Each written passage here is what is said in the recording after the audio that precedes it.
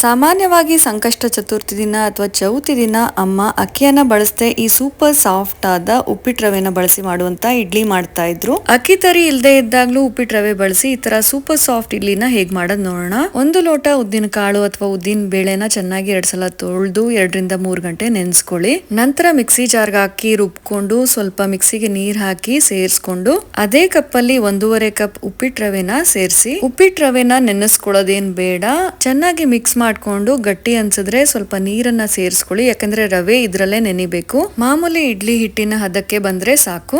ಮೇಲೆ ಉಪ್ಪನ್ನ ಹಾಕಿ ಮಿಕ್ಸ್ ಮಾಡ್ದೇನೆ ಹಾಗೇನೆ ಮುಚ್ಚಳ ಮುಚ್ಚಿ ಫರ್ಮೆಂಟ್ ಆಗಕ್ಕೆ ಬಿಟ್ರೆ ಚೆನ್ನಾಗಿ ಬೆಳಿಗ್ಗೆ ಫರ್ಮೆಂಟ್ ಆಗಿರುತ್ತೆ. ಸ್ವಲ್ಪ ಗಟ್ಟಿ ಅನ್ಸಿದ್ರೆ ನೀರನ್ನ ಸೇರಿಸ್ಕೊಳ್ಳಿ. ಮುಂಚೆ ಎಲ್ಲ ಇಡ್ಲಿ ಪ್ಲೇಟ್ ಇರ್ಲಿಲ್ಲ, ಈ ತರ ಕಪ್ಸ್ ಅಲ್ಲಿ ಅರ್ಧ ತುಂಬಿಸ್ಕೊಂಡು ಸ್ಟೀಮ್ ಮಾಡ್ತಾ ಇದ್ರು. ಹಬೆನಲ್ಲಿ 20 ನಿಮಿಷ ಬೇಯಿಸ್ಕೊಂಡ್ರೆ ಸೂಪರ್ ಸಾಫ್ಟ್ ಆದ ಇಡ್ಲಿ ರೆಡಿ ಆಗುತ್ತೆ.